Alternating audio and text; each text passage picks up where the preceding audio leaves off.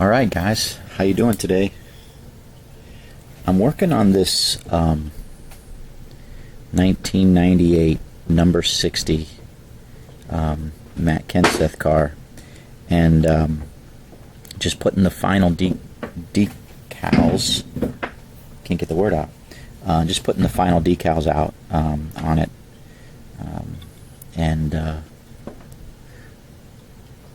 yeah, so going to be finishing this up over the course of the next few days.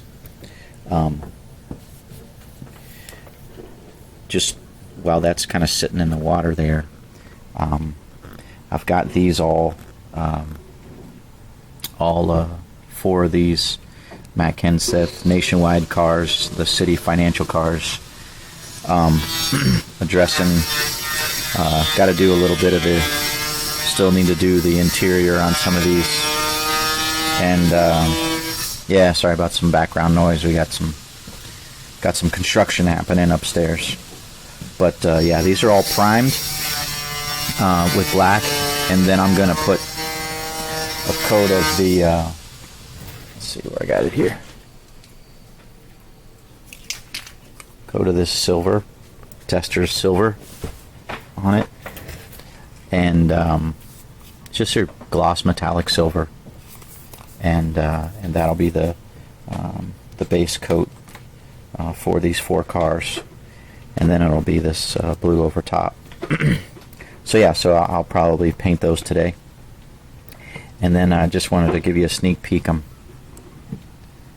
working a couple of these McDelivery cars. I'm kind of squeezing them in amongst all this other stuff, and I've got them sitting here.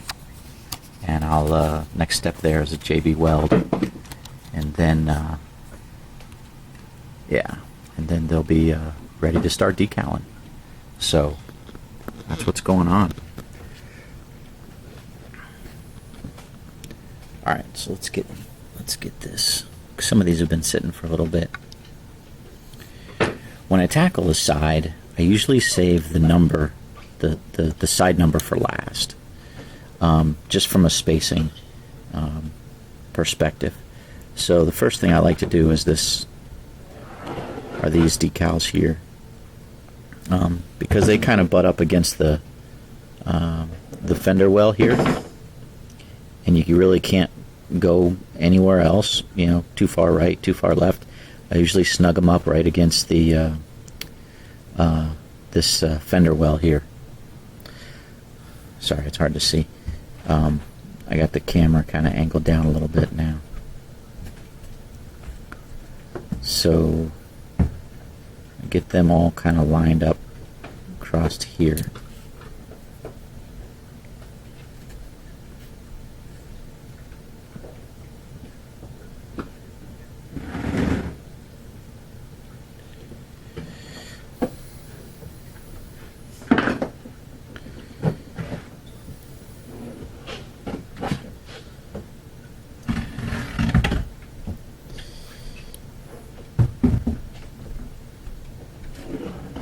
Like so, and then let's see, I'll do a couple of these. Get the Matt Kenseth name on here, which is always cool. I don't know, for some reason I really like putting his name when it's in white lettering on a black car. It just really stands out. Really nice. Try to get it straight. Suck up any remaining water there.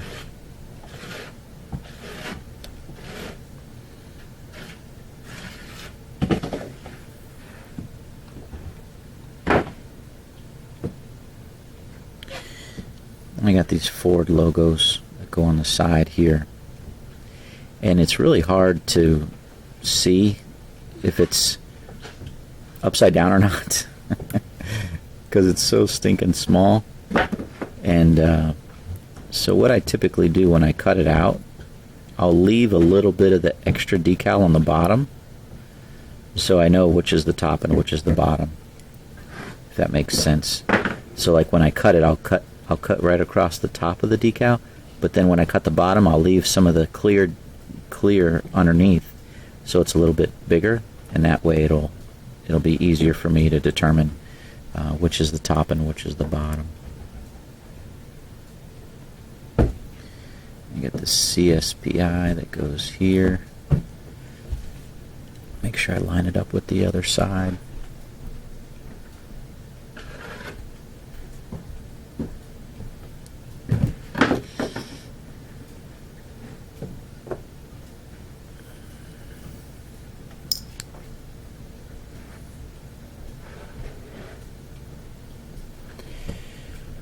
Yeah, so it looks pretty good.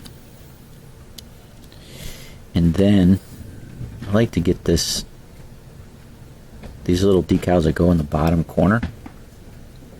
I get those in. So that, because you really can't, it's not going to go anywhere else at the end of the day, right? So I want to get these in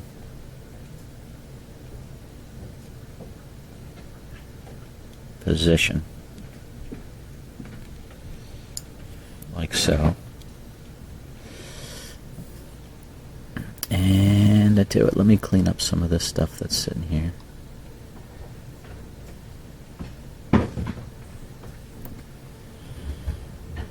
Scooch this over, this over. Okay.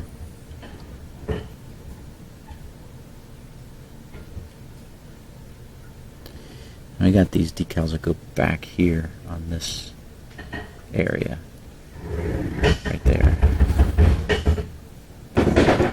So it barely fits, as you can see. It just barely fits on this die-cast body because it kind of wraps around a little bit. So when you cut the decal, you really have to cut it as close as you can to the lettering.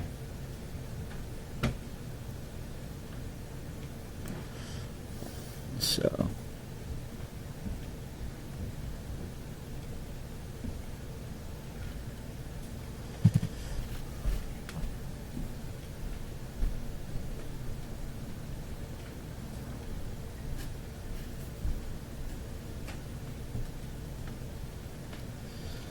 yeah.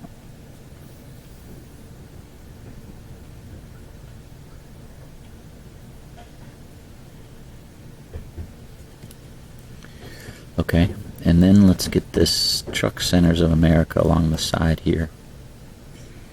Get this in place.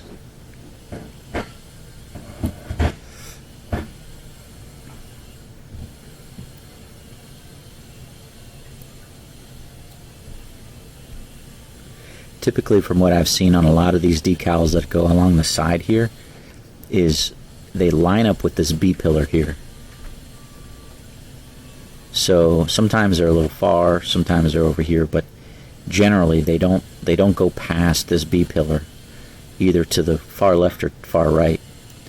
And so what I try to do on this one, obviously on this left side, I don't want it going into this fuel door here. So I try to keep it a good distance from there, and of course try to line it up with what's on the other side. But at the end of the day, I'm trying to keep it off of the fuel door and not too far to the left. And of course that it's level. That looks pretty good, actually. And then I just take this brush over the decal ever so slightly to try to get up any water, push any water out that might be like behind the decal, and it might, when it dries, it might cause it to wrinkle a little bit. And that way also it just stays right in place. Okay. Now it's time for the number 60 to go in. Put this over here. Because I've got, everything is in place here here. All this stuff is in place. Now I can center the 60 in there. If I were to put the 60 in there in the beginning, I may not exactly get a good distance between these decals and this decal. So I like to save these side numbers for the last.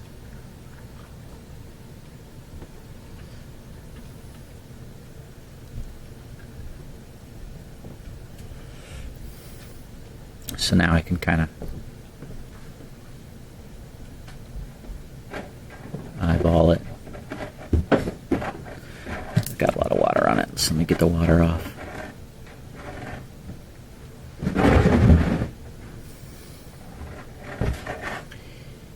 Yeah, I hired some guys to install some tile in our kitchen upstairs.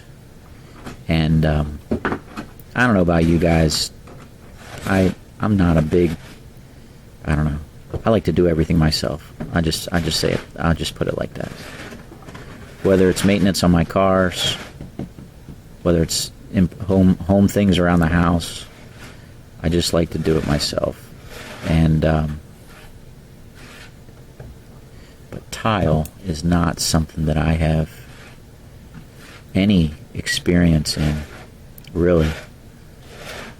And it's such a messy job with the thin set and the mortar and of course cutting the tile and doing the grout, and just a messy job. And so that's one area of my life I've never really gone into. And people say it's easy. I watch videos on it. It doesn't look that difficult, but it's just a messy job. You've got to have your tile cutter and your trowels and all that stuff. And I don't know. I just rather have somebody else do it. So we bit the bullet, and or however you say that phrase, and contracted out to have a couple guys come in and do it. So that's the noise that's going on upstairs. They're installing tile.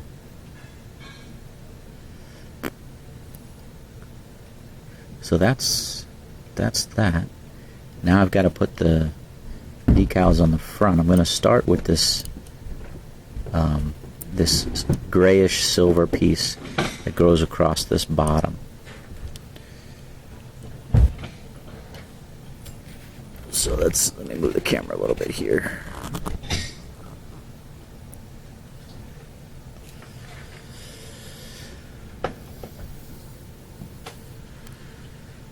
So I pulled this off of another decal set. Whoa.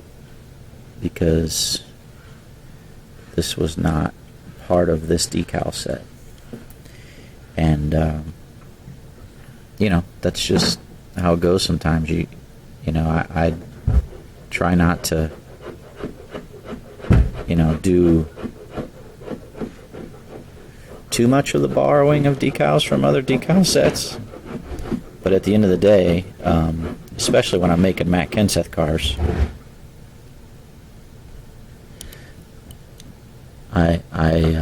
I do that. So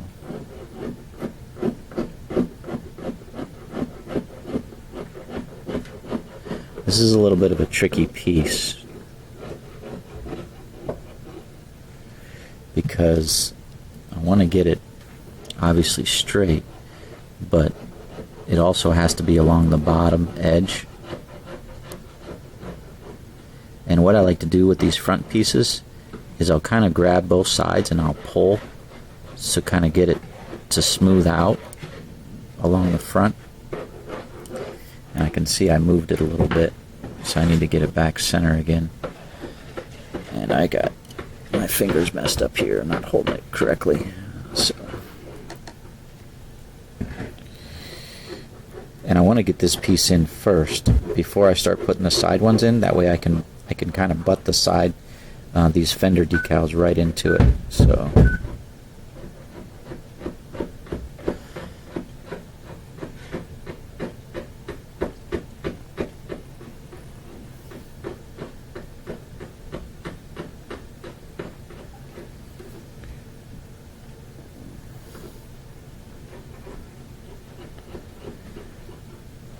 So I'm kind of just lining it up here, trying to make sure that it's somewhat level around the sides.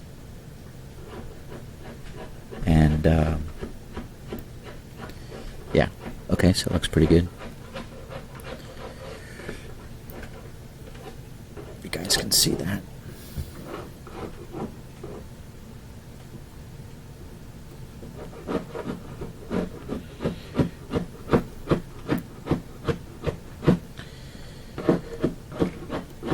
Whoa.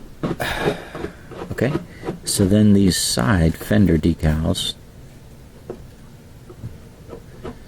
can go right up. Whoa. That folded on me. A little decal in the corner folded on me. Get off there. Yeah, sometimes they just, I don't know, the way I pick it up maybe, or yeah, I don't know, that one is a little funky. That one on the bottom was, this corner was folding in. So sometimes you got to be quick moving it, moving into, from your decal sheet up to your car. So that's going to fold up there. And I want this right along this bottom here. But it's pushing it down a little bit. If I was smart, I probably should have put this decal on first, like one of the first ones I put on. This one that goes along this front. That way it would have dried into place. And then I can butt this up against it and it wouldn't move it. Doesn't take too long for it to dry so it doesn't move, but I just want to make sure this is not hanging too much off the bottom here. I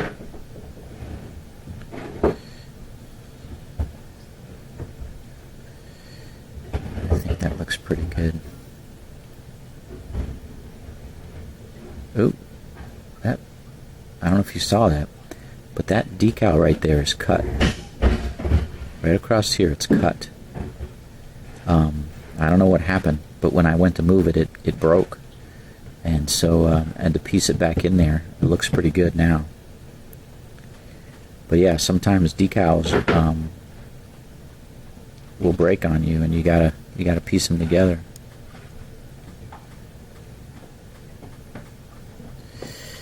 All right, let's do this other side here. Hopefully I don't have the same problem.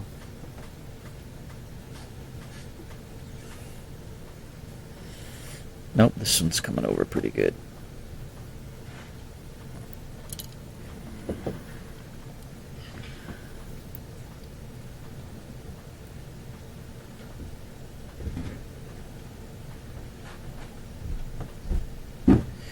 I don't want to really tack. I don't want this to tuck back in here too much at all. So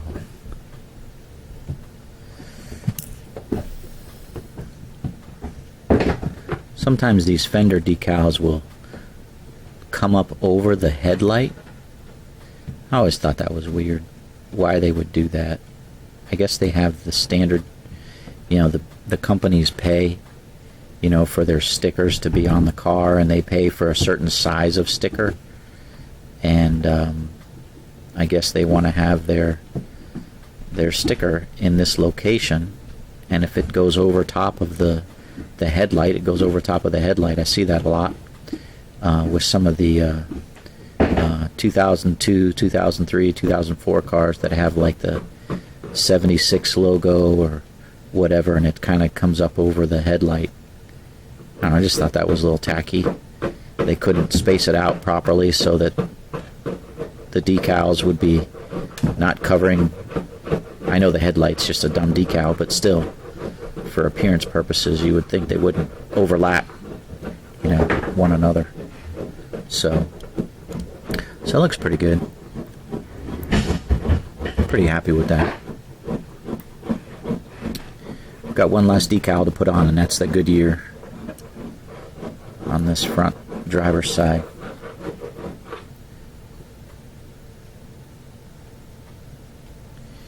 These you have to be really careful with. They will split, they will tear, they will... I had one decal set one time. It was really driving me crazy.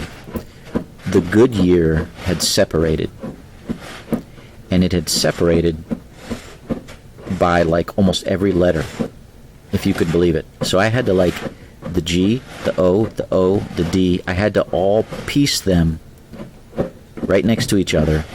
The Y, the E, the A, the R. Oh my gosh. To get it to look like this. And they were all like sliding around. I was so mad. It was really frustrating. I mean, it turned out okay. But yeah. I was ready to just throw it and grab another Goodyear decal, but some way, somehow it was a special one. I didn't have one to match it, so. But because again, there's no, like, it's just letters. There's no like solid decal ink or coloring that's with it, and so whenever you move some of those things, they're very flimsy, and they can like fold back on and folding back is probably the worst thing that can happen. I mean, it can tear. If you tear it, you can at least piece it together, but when it folds back on itself, that's really a pain in the butt to get off.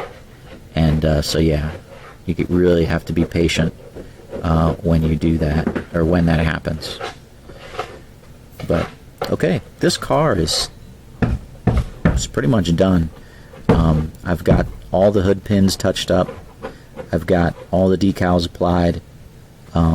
There's no more painting to be done. The spoiler's black. The roof lines are all black. I just need to let this sit overnight and let all the decals dry thoroughly, and then I can start putting some coats of sealer on it. So one thing I wanted to show you guys, I did go ahead and paint the bottom where I had the JB Weld with my red paint. It's not a perfect match, as you can see, but it just kind of covers up that area a little bit. So it looks pretty good. I'm glad I left it red on the inside and on the bottom. It definitely shows that it's a 1998 car. It's not a modern diecast. So yeah, I'm pretty happy with that. All right, so I want to put this. I'm going to set it way over here.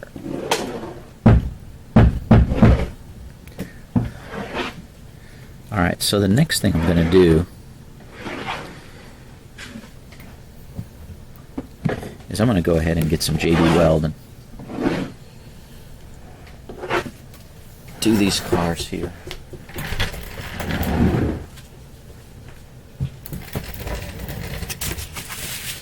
I had some fun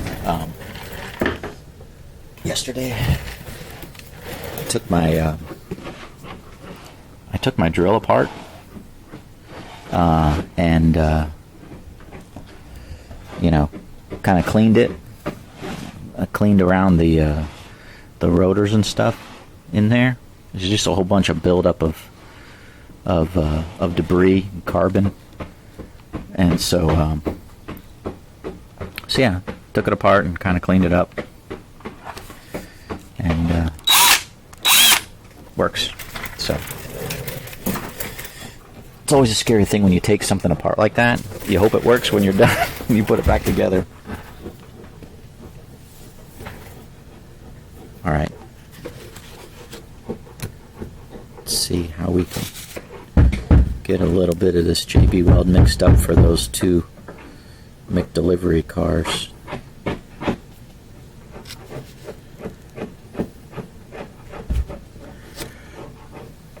And again, I'm gonna get too much. I almost always get too much. Whenever I do like one car or two cars, I always get too much.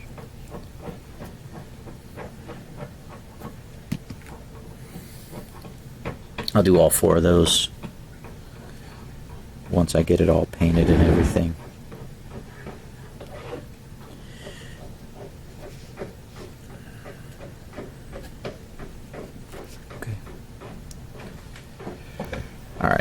So that's that.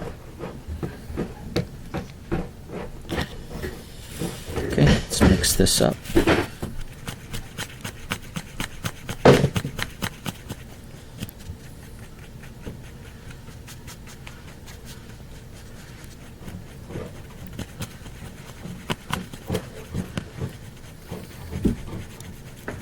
Doesn't take too long to mix this stuff up.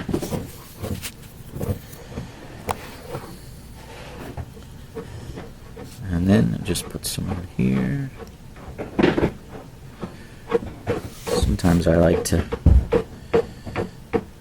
put a little bit across here just to make sure that that doesn't go anywhere. And when you put this JB Weld on, this plastic piece ain't going anywhere. So put some on the back here.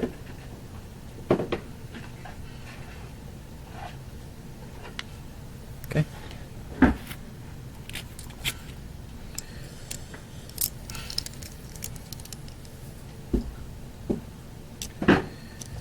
Put this back together. Hear that snap. I was really careful when I drilled these out to make sure I didn't destroy the underneath. So when that snaps back in there, I get a good seat. And then put this on here.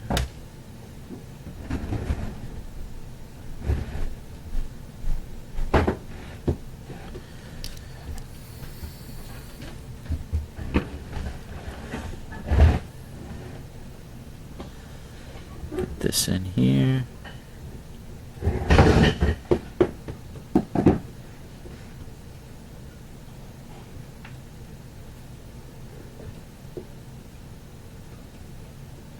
That's that. And that snapped in good. I don't need to clamp that. Okay, one down, one to go.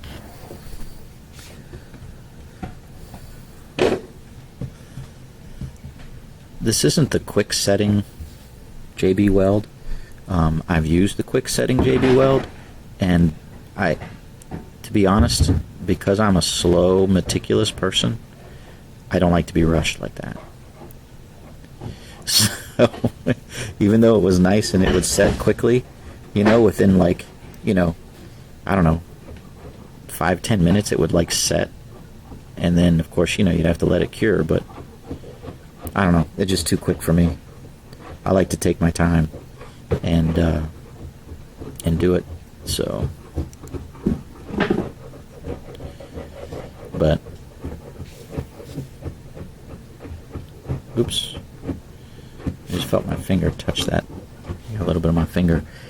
Yeah, you really got to be careful with this JB Weld. You do not want to get any of it on the paint on this outside here. Oh man, I've done that before.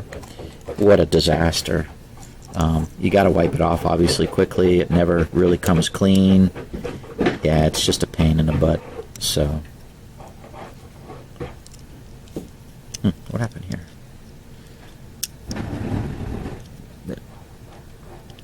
Why is it not going on?